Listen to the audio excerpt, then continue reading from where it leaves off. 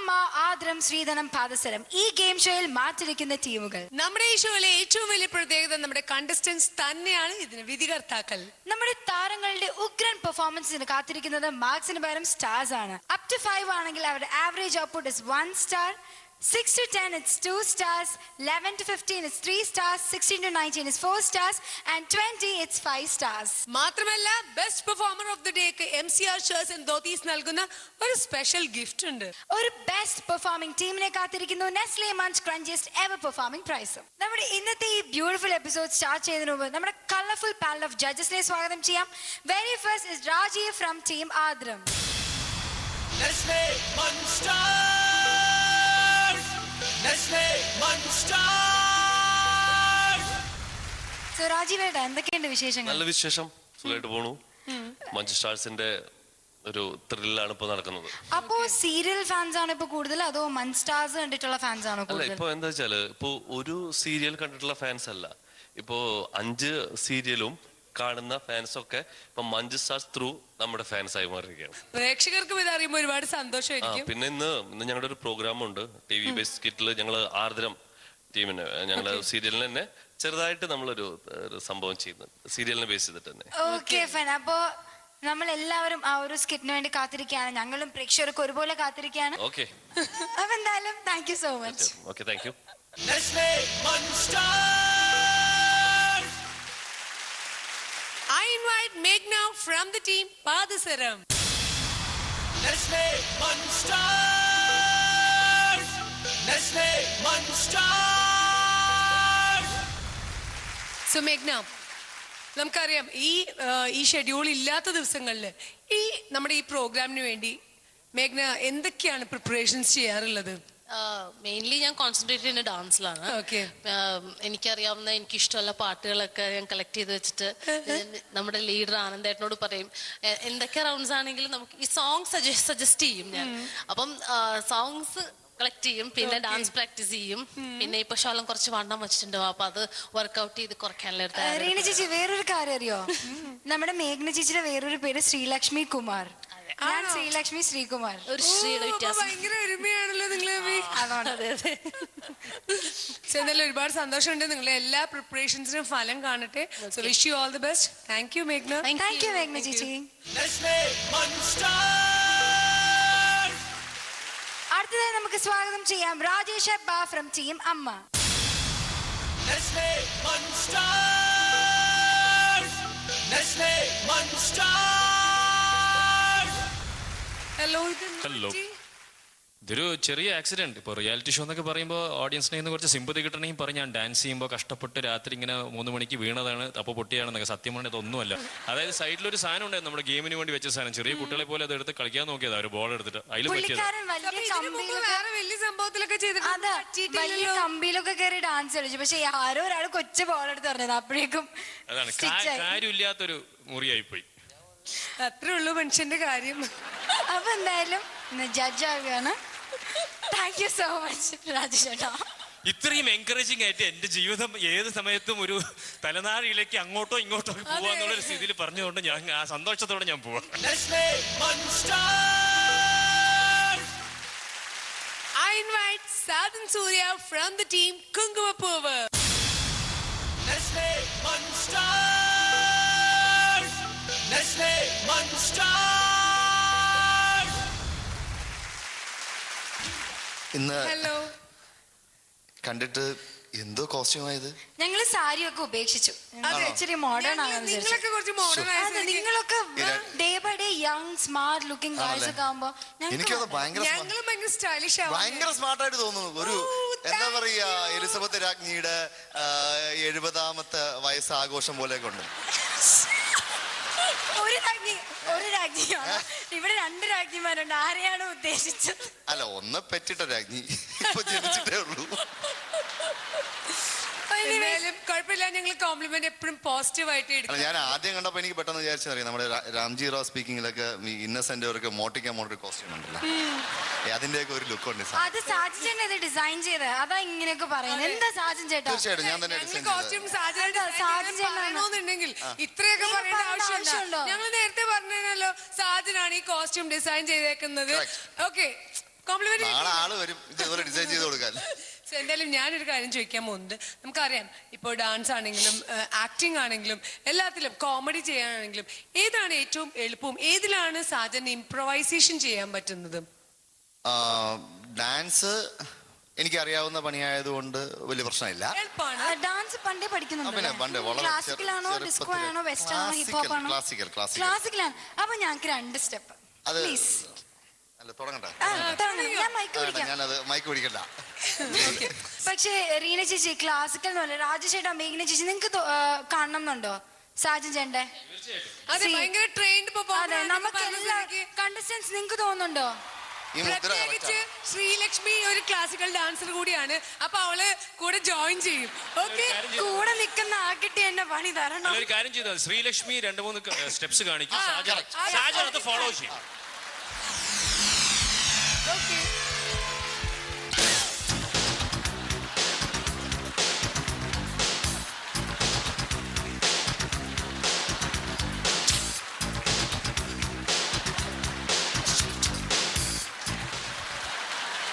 ഗുരുവിന്റെ മുന്നിൽ സാഷ്ടാംഗം ശിഷ്യ വീഴുകയാണ്.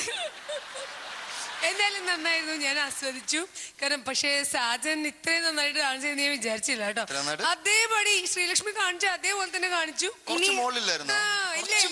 അത് എനിക്ക് പൊക്കം കുറവായിട്ട് തോന്നിയാണ് കേട്ടോ. അതെ. So anyway we enjoyed a lot. Thank you Sajan. Thank you Sajan ചേട്ടാ. Choose seat please. Nestle Munster. Finally we invite Sonu from Team Sridhanam. Nestle Munster. Nestle Munster. Sonu ചേച്ചി നല്ലൊരു ഡാൻസറാണ്. ഏഷ്യാനിലെ പല ഷോസിലൂടെ നമുക്കത് എല്ലാ പ്രേക്ഷകർക്കും മനസ്സിലായി നല്ലൊരു ഡാൻസറാണ് സോനു ചേച്ചി എന്ന്. Thank you. അതുപോലെ തന്നെ ഇന്ന് ആദ്യമായിട്ടാണ് ഒരു ജഡ്ജിങ് സീറ്റിലും വരുന്നത്. അതെ അതെ. അപ്പോൾ ജഡ്ജിങ് പാനലിൽ ഇരിക്കുമ്പോൾ എന്താണ് മനസ്സിലൂടെ എന്തൊക്കെ വിചാരിച്ചിട്ടാണ് ആ സീറ്റിൽ ഇരിക്കാൻ പോകുന്നത്? ജഡ്ജ്മെന്റ് പാനലിൽ ഇരിക്കുമ്പോൾ ഫസ്റ്റ് കൺസിഡർ ചെയ്യുന്നത് സ്റ്റേജിൽ നിന്ന് നമ്മൾ പെർഫോം ചെയ്യുമ്പോഴും അതിന് ജഡ്ജ്മെന്റ് പറയുന്ന ആൾക്കാരാണല്ലോ അവിടെ ഇരിക്കുന്നത്. അതുകൊണ്ട് തന്നെ വളരെ പോസിറ്റീവായിട്ട് സപ്പോർട്ടീവായിട്ടുള്ള കമന്റ്സ് തന്നെയാണ് പറയാൻ ഞാൻ ആഗ്രഹിക്കുന്നത്. കാരണം എല്ലാവർക്കും എന്താണ് ഒരു പെർഫോം ചെയ്യാനുള്ള ഒരു പ്ലാറ്റ്ഫോം ആണ് ഏഷ്യാനെറ്റ് നൽകിയിരിക്കുന്നത്. അപ്പോൾ മാക്സിമം നമ്മൾ എഫേർട്ട് എടുത്താണ് ഓരോ പെർഫോമൻസും ചെയ്യുന്നത്. അത് നന്നാവാനാണ് എല്ലാവരും ആഗ്രഹിക്കുന്നത്. അതിന് എല്ലാവിധ സപ്പോർട്ടും എൻ്റെ കയ്യിന്നുണ്ടാവും. അപ്പോൾ നമ്മുടെ ഈ ഷെഡ്യൂളിൽ ശ്രീധരത്തിലെ വേണിയുടെ ഹൈലൈറ്റ് എന്തെങ്കിലും ഉണ്ടോ? വേണിയുടെ ഹൈലൈറ്റ് ഇല്ല. സോനുവിന്റെ ഹൈലൈറ്റ് എന്ന് പറയുന്നത് 7 വണ്ടേഴ്സ് റൗണ്ടില് കൊളോസിയം പെർഫോമൻസ് ആണ്. ഫസ്റ്റ് ഓഫ് ഓൾ ഈ കൊളോസിയം കേട്ടപ്പോൾ റൊമാൻറ്റിക് ഡ്യുവറ്റ് റൗണ്ടിൽ എന്ത് ചെയ്യും എന്ന് നമ്മളെല്ലാവരും പേടിച്ചിരിക്കുമായിരുന്നു. പിന്നെ ഒരു തീം കണക്ട് ചെയ്തു, അങ്ങനെ അതിന്റെ പ്രാക്ടീസ് നടക്കുന്നു. വളരെയധികം ഹാപ്പിനെസ് ഫീൽ ചെയ്യുന്നു ആ ഒരു പെർഫോമൻസ് ചെയ്യാൻ പറ്റുന്നതിൽ. അപ്പൊ നമ്മൾ എല്ലാവരും കാത്തിരിക്കുകയാണ് ആ ഒരു ബ്യൂട്ടിഫുൾ റൊമാൻറ്റിക് പെർഫോമൻസിനായി. Okay, thank you so much Sonu ചേച്ചി. Thank you. Nestle Munster.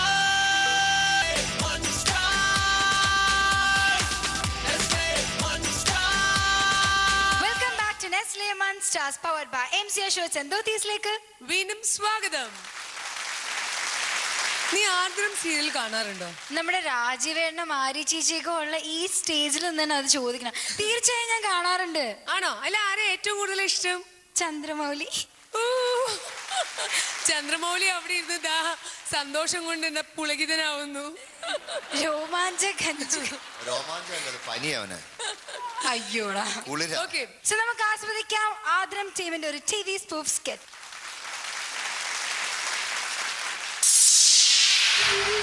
Aardram മനസ്സിന്റെ ആർദ്രതലങ്ങളെ തൊട്ടുണർത്തുന്ന നന്മതിന്മകൾ സൃഷ്ടിച്ച വികാര വിക്ഷോഭങ്ങളാൽ കലുഷിതമായ ഒരു തറവാട്.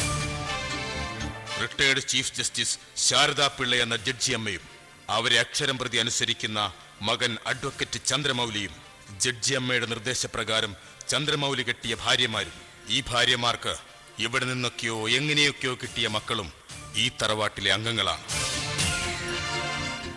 ഇതിൽ ആരാരുടെ മകളെന്നും ആരാണ് മാതാപിതാക്കളെന്നും ഭാര്യയും ഭർത്താവും രഹസ്യ കാമുകനും രഹസ്യ കാമുകിയും ആരൊക്കെയാണെന്നും തിരിച്ചറിയാതെ കെട്ടുപിണഞ്ഞു കിടക്കുന്ന ഈ അവസ്ഥയിൽ ഒരു ഹതഭാഗ്യൻ അവിടേക്കെത്തുന്നു.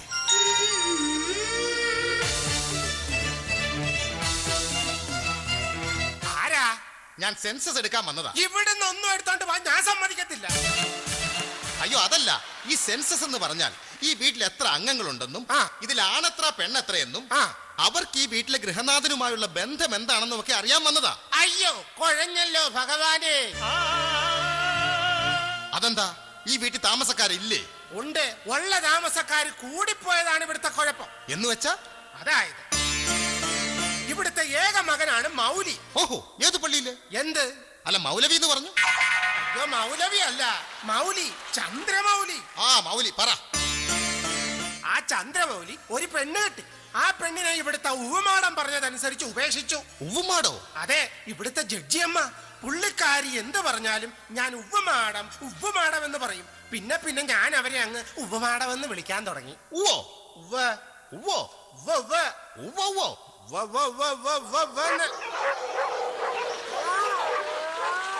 നാട്ടിലുള്ള പട്ടിയല്ല ഉണർത്തി. ചേട്ടാ ബാക്കി കാര്യം പറ. ഉവ്വുമാടം പറഞ്ഞതനുസരിച്ച് മൗലി ആദ്യ ഭാര്യയെ ഉപേക്ഷിച്ച് മറ്റൊരു പെണ്ണ് കെട്ടി. ഉപേക്ഷിക്കുമ്പോഴേ ഗർഭിണിയായിരുന്ന ആദ്യ ഭാര്യയിൽ ഒരു മകളും കെട്ടുന്നതിന് മുമ്പേ രണ്ടാം ഭാര്യയ്ക്ക് മകനും ഉണ്ടായ കാര്യം ചന്ദ്രമൗലി അറിഞ്ഞില്ല. അയ്യോ, ഇതൊക്കെ കേൾക്കുമ്പോ എന്റെ തല പെരുക്കുന്നു. ഇതാ ഇതിന്റെ ഒരു കുഴപ്പം.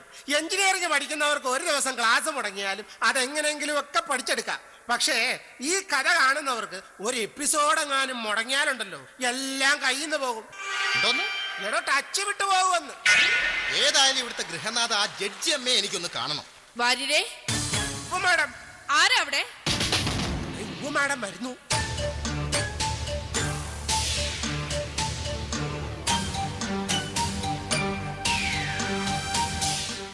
മാഡം, ഞാൻ സെൻസസ് എടുക്കാൻ വന്നതാ. മാഡത്തിന്റെ മകനെ കൂടി ഒന്ന് വിളിച്ചായിരുന്നെങ്കിൽ വലിയ ഉപകാരമായിരുന്നു. കൂട്ടത്തിൽ ആ ഭാര്യയെ കൂടെ ഒന്ന് വിളിക്കണം. വിളിക്കാം. ഞാൻ വരച്ച വരയിൽ നിൽക്കുന്നവനാ എന്റെ മകൻ മൗലി. മോനെ മൗലി, നിൽക്ക്. വാര്യരെ, മാഡം ആ ചോക്കിങ് എടുക്ക. മാഡം.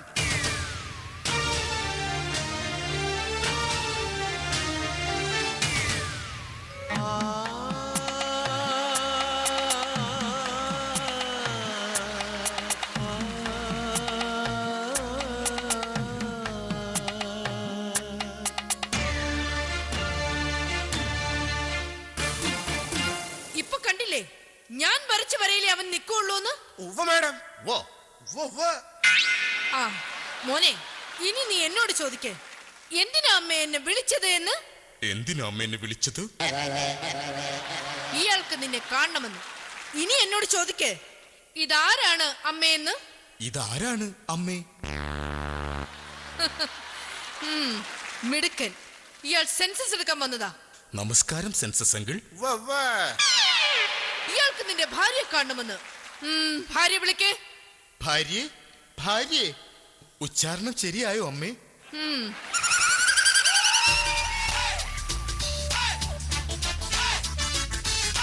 ഇതാണോ തന്റെ ഭാര്യ? ഞാൻ മൗലിയേട്ടന്റെ പുതിയ ഭാര്യയൊക്കെ നടക്കുന്നവളാ. അതായത് ഏട്ടന്റെ രണ്ടാമത്തെ ഭാര്യ രഞ്ജിനിയുടെ അനുജത്തി മാളവിക. ഈ ഭാര്യയുടെ അനിയത്തിക്കൊക്കെ അവരുടെ വീട്ടിൽ നിന്നാ പോരെ, ഇങ്ങോട്ടെന്തിനാ വന്നേ? എടോ, ഇവൾ ഒരുത്തിക്ക് വേണ്ടിയിട്ട് അവരുടെ വീട്ടിൽ പോയി ഷൂട്ട് ചെയ്താലുണ്ടല്ലോ ലൊക്കേഷൻ ഷിഫ്റ്റ് ചെയ്യണം. അതിനു പകരം അവളെ ഇങ്ങോട്ട് വരുത്തിയ ഒറ്റ ചെലവി അതും നടക്കും ഇതും നടക്കും എല്ലാം നടക്കും. അയ്യോ, നിങ്ങൾ ആദ്യം ഇയാളുടെ യഥാർത്ഥ ഭാര്യയെ വിളിക്ക. അമ്മേ ദേ വിളിക്കാം. അമ്മേ, നീ നിന്റെ യഥാർത്ഥ ഭാര്യ രഞ്ജിനിയെ വിളിക്ക. ഭാര്യ ഭേഷല്ലേ അമ്മേ?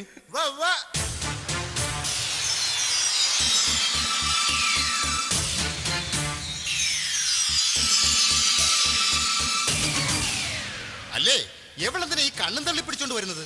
എടോ, ഞങ്ങൾ സീരിയലുകാരെ ക്രൂര കഥാപാത്രങ്ങളാണെന്ന് അറിയിക്കുന്നത് ഇങ്ങനെയാ. അപ്പൊ ഈ രഞ്ജിനിക്കും മൗലവിക്കും മൗലിക്കും കുട്ടികൾ വല്ലതും ഉണ്ടോ? അവൾക്ക് കുട്ടികൾ ഉണ്ടാകില്ല.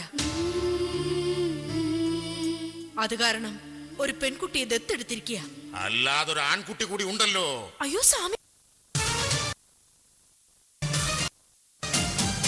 സ്വാമി അപ്പൂപ്പനോ സ്വാമി അമ്മാവനോ എങ്ങനെ വിളിച്ചാലും എനിക്കൊരു പുല്ലുമില്ല. ഞാൻ പറയുന്ന കാര്യം കേട്ട് നിങ്ങൾ ആരും ഞെട്ടരുത്. അയ്യോ, അമിട്ടെന്നെങ്ങാനുമാണോ പറയാൻ പോകുന്നത്? അല്ല, രഞ്ജിനിക്ക് കല്യാണത്തിന് മുമ്പ് ഒരു മകൻ കൂടിയുണ്ട്. അവനെ ഞാനാണ് നോക്കുന്നത്.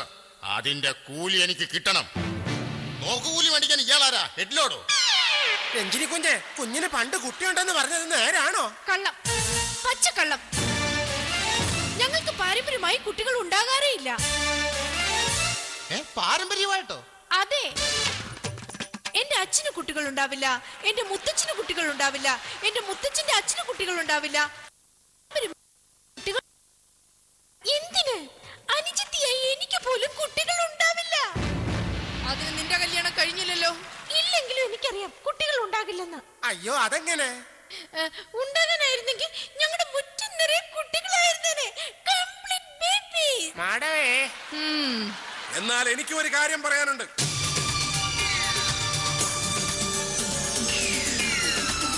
ഈ ചന്ദ്രമൗലിക്ക് ആദ്യ ഭാര്യ പ്രിയമതയിൽ ഒരു പെൺകുട്ടിയുണ്ട്. ആ കുട്ടിയാണ് ഈ വീട്ടിലുള്ളത്. അപ്പോ പ്രിയമതയല്ലേ ഇയാളുടെ യഥാർത്ഥ ഭാര്യ? ഓ, ഈ എപ്പിസോഡിലെങ്കിലും വന്ന് ഇതൊന്ന് പറയാൻ പറ്റിയല്ലോ. ഓഹോ, എങ്കിൽ പറ, ഇപ്പോൾ പ്രിയമത എവിടെയുണ്ട്? എന്നോടൊപ്പം ഉണ്ട്. എങ്കിൽ പ്രിയമതയുടെ യഥാർത്ഥ ഭർത്താവും താൻ തന്നെയാണ്. അയ്യോ അയ്യോ അയ്യോ, ഞാൻ ഇതിനകത്ത് എന്തോ എടുത്തു വെച്ച് എഴുതണം. മൗലിയേട്ടന്റെ ഭാര്യ ഞാനാണെന്ന് എഴുതണം. വേണ്ട, നിനക്ക് കല്യാണത്തിന് മുമ്പുണ്ടായ കുട്ടിയുടെ അച്ഛൻ ആരാണോ അയാളാണ് നിന്റെ യഥാർത്ഥ ഭർത്താവ്. ഇനി മൗലിയേട്ടന്റെ അംഗീകൃത ഭാര്യ ഞാനാ. എന്റെ പേര് എഴുത്. എന്റെയാണ് മൗലിയേട്ടൻ. എന്റെ ഭർത്താവ് മൗലിയേട്ടനാണ്. എന്റെ പേരെഴുത്. ഇയാളെ കൊച്ചിന്റെ തള്ള പ്രിയമതയാ. പ്രിയമതയുടെ പേരെഴുതിയാ മതി. അവിടെ ഭർത്താവ് ഇപ്പൊ താനാ. നിർത്ത്. എല്ലാവർക്കും മനസ്സിലാവുന്ന രീതി ഞാനൊന്ന് പറയാം.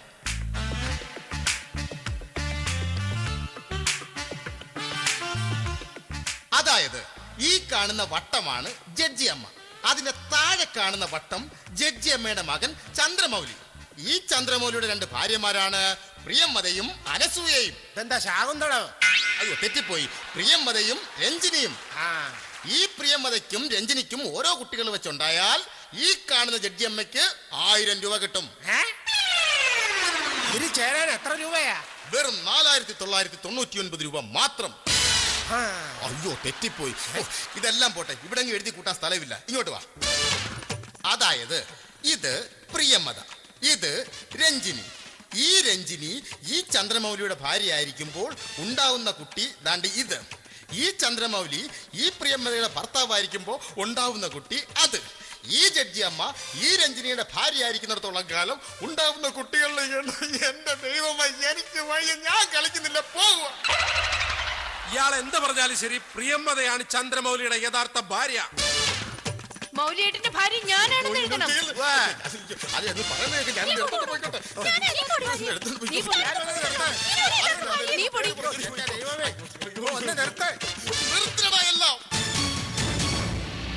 എന്നെ കൊണ്ട് ഈ സെൻസസ് എടുക്കാൻ വയ്യ. ഞാൻ വല്ല കൂലിപ്പണിക്കാരന്റെ വീട്ടിൽ പോയി സെൻസസ് എടുത്തോളാം. അതെന്തിനാ? അവിടെ ആകുമ്പോ ഒരച്ഛനും ഒരമ്മയും 2 മക്കളും മാത്രമേ കാണുള്ളൂ. ജീവിക്കാൻ വേണ്ടി നെട്ടോട്ട് ഓടുന്നതിനിടയിൽ അവർക്ക് വേറൊന്നിനും സമയമില്ല. അതുകൊണ്ട് ഞാൻ പോവുക. പറ്റില്ല. നീ ഇവിടുത്തെ സെൻസസ് എടുത്ത് എന്റെ യഥാർത്ഥ മരുമകളെയും കുട്ടിയും കണ്ടുപിടിച്ച് തന്നില്ലെങ്കിൽ നിനക്കെതിരെ ഇന്ത്യൻ ശിക്ഷാ നിയമപ്രകാരം കേസെടുക്കും. ഇതെന്റെ വിധിയാണ്. ജസ്റ്റിസ് ശാരദാ പിള്ളയുടെ വിധി. അയ്യോ, ഇത് നിങ്ങളുടെ വിധിയല്ല, ഇതാണ് എന്റെ വിധി.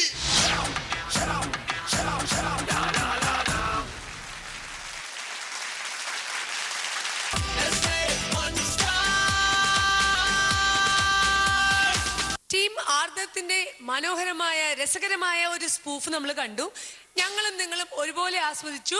സോ എന്തായാലും നമുക്കിനി കണ്ടസ്റ്റൻസിനെ വേദിയിലോട്ട് ക്ഷണിക്കാം, അല്ലേ? We invite Rajiv, Srijit, Ranjisha and Arya onto the stage.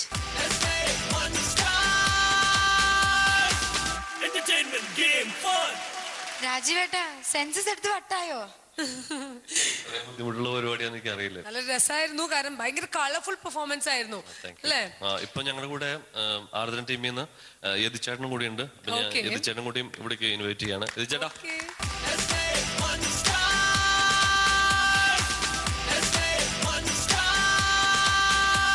നമുക്ക് ജഡ്ജസിന്റെ കമന്റ്സ് അറിയാലേ? തീർച്ചയായിട്ടും. രാജീവേട്ടാ, ആരിൽ നിന്ന് സ്റ്റാർട്ട് ചെയ്യണം? ഞാനിപ്പോ ഒരു എന്തൊരു സ്നേഹമുള്ള വിളി. അതിൽ നിന്നും ഒരു സ്റ്റാർ ആണോ എക്സ്പെക്ട് ചെയ്യുന്നത്? ഒന്നുമില്ല, ഞങ്ങൾ സ്നേഹം 5 പേരും കൂടി വിളിക്കട്ടെ. എബു ആ സ്നേഹത്തിന് മുമ്പിൽ ഞാൻ കീഴടങ്ങുകയാണ്.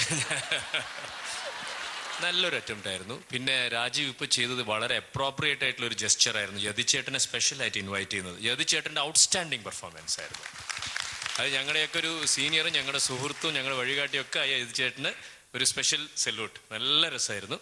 പിന്നെ എന്താ പറയുക, എല്ലാവരുടെയും എനർജറ്റിക് പെർഫോമൻസ് ആയിരുന്നു. ആര്യയുടെ വരവിൽ തന്നെ ആ ഒരു ലുക്കും ഈ ക്രൂരത എങ്ങനെയാണെന്നൊക്കെ പറയണതും രഞ്ജുഷയുടെ ഓട്ടവും പേപ്പർ വർക്കിലും നിങ്ങൾ രണ്ടുപേരും കൂടി ഇനി രാജീവിനെ കടിച്ചു കയറുമെന്നുള്ളതാണ് എനിക്ക് പേടി ഉണ്ടായിരുന്നത്.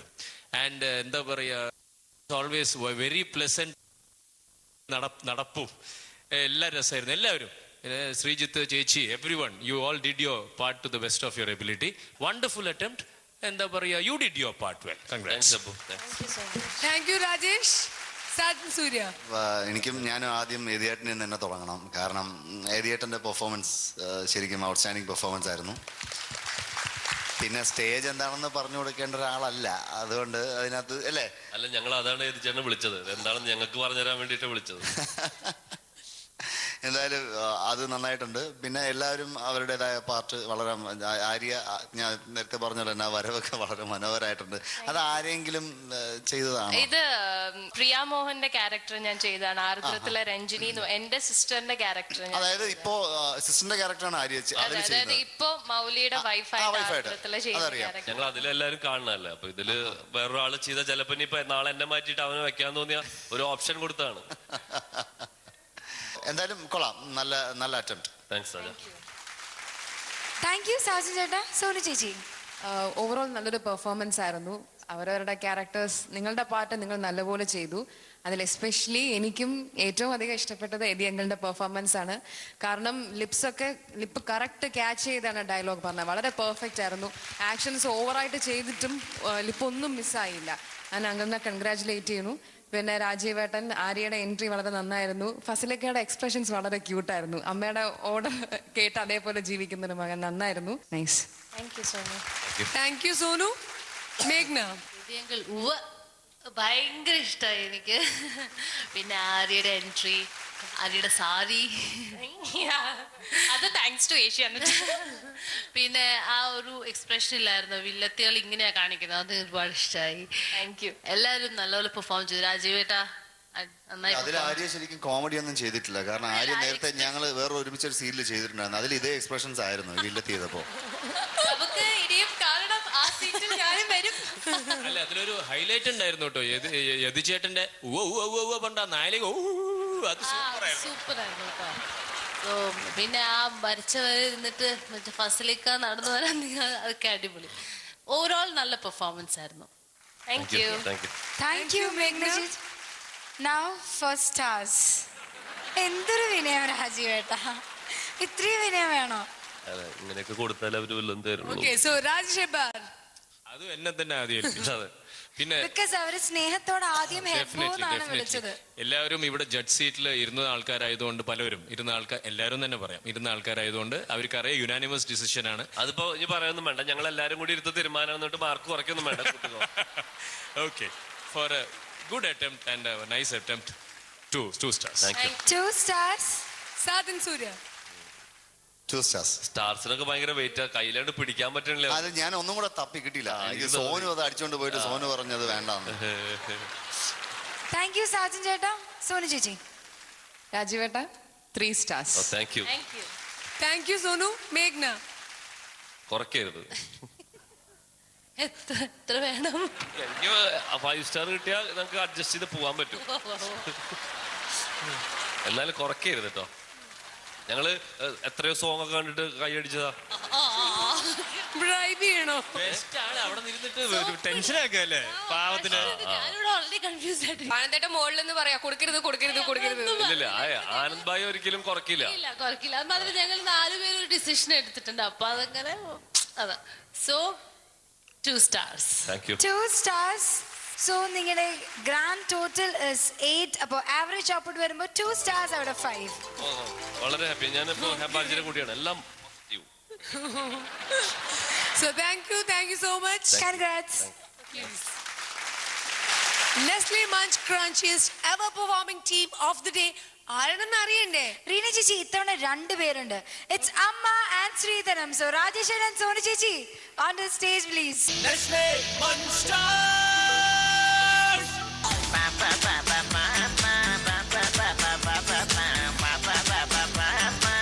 Entertainment Game Fun. Nestle Munch Stars. ഓരോ എപ്പിസോഡിലെ മികച്ച പെർഫോമറെ കാത്തിരിക്കുന്നു MCR ഷർട്ട്സ് ആൻഡ് ധോത്തീസ് നൽകുന്ന ഒരു സർപ്രൈസ് ഗിഫ്റ്റ്. സോ ഇന്നത്തെ നമ്മുടെ ബെസ്റ്റ് പെർഫോമർ ആരാണെന്ന് അറിയണ്ടേ? നമുക്ക് ജഡ്ജസിനോട് തന്നെ ചോദിക്കാം. ജഡ്ജസ്, ആരാണ് നമ്മുടെ best performer of the day? അമ്മയുടെ സ്വന്തം സ്വാതി.